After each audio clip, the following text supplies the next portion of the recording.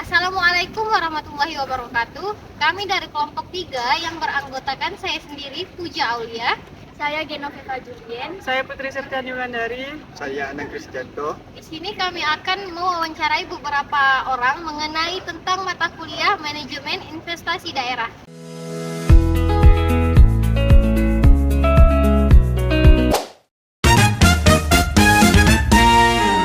Maaf nih Kak, ganggu waktunya sebentar. Boleh tahu nggak namanya siapa dan dari kelas mana?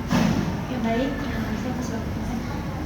Perkenalkan, nama saya sendiri Emilia Priscila. Saya dari kelas 2E ASP.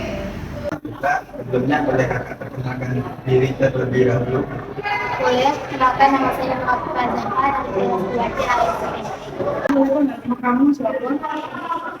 Perkenalkan, nama saya Nadia Zulia Ferdinanda dari kelas 2A, Prodi Angkutan Udara. Sebelumnya boleh kamu perkenalan diri terlebih dahulu. Perkenalkan, nama saya Francisca Nisa Agnata. Saya dari kelas 2E ASP.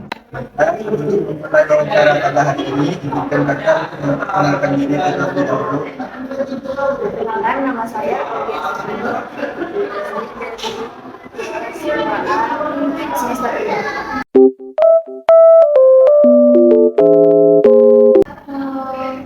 Saya boleh nanya nggak sih mengenai tentang aplikasi? Yang pertama itu, kamu tahu nggak kalau pengertian dari investasi itu apa? Kalau menurut saya sendiri, investasi itu kegiatan suatu proses penanaman modal kepada suatu perusahaan, baik itu dalam secara langsung maupun tidak langsung. Baiklah, selanjutnya investasi apa yang kakak ketahui? Kegiatan membeli aset. Sebelumnya saya mau tanya, menurut kamu investasi itu apa? Investasi itu adalah kegiatan untuk mendapatkan penghasilan lebih. Sebelumnya saya bertanya, boleh? Menurut kamu investasi itu apa sih? Menurut saya, investasi itu adalah penanaman uang atau modal ke suatu perusahaan atau proyek tertentu dengan tujuan untuk memperoleh keuntungan. Apa yang anda ketahui tentang investasi? Investasi kegiatan membeli aset dengan harapan mendapatkan keuntungan di masa depan.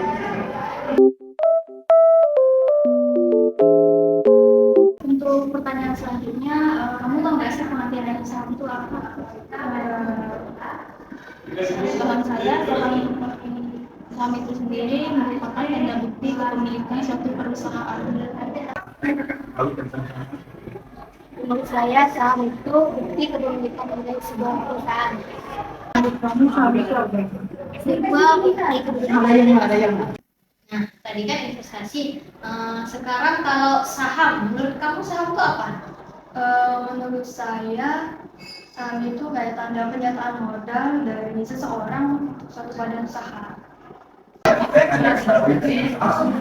Saham itu sebagai perdagangan. Untuk pertanyaan selanjutnya, kamu tahu nggak apa pengertian dari obligasi? Menurut saya, pengetahuan saya, obligasi itu adalah surat pinjaman dengan bunga yang telah ditetapkan oleh pemerintah sehingga dapat diperjualbelikan. Baiklah, pertanyaan yang selanjutnya, apa yang kakak ketahui tentang obligasi? Obligasi surat perjanjian untuk pembayaran utang. Obligasi. Obligasi itu adalah surat pinjaman yang mengikat juga mengikat. Kalau obligasi, menurut kamu? Kalau obligasi saya kurang tahu Kak, karena kebetulan masih semester 2 jadi belum dapat pelajaran tersebut. Oh, tahu ya, oke. Dan selanjutnya, apa yang kakak ketahui tentang obligasi? Obligasi adalah bentuk pinjaman kepada investor. Untuk pertanyaan selanjutnya, kamu tahu nggak sih pengertian dari deposito itu apa? Deposito itu adalah uang yang disimpan di dalam rekening, dan deposito itu tidak bisa diambil, memiliki jangka waktu yang tidak bisa diambil oleh nasabah.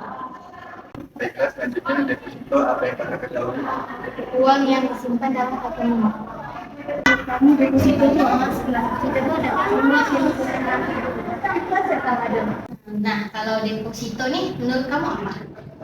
Kalau menurut yang saya ketahui, deposito ini adalah simpanan uang di mana pencairannya itu dalam jangka waktu tertentu dengan syarat-syarat tertentu.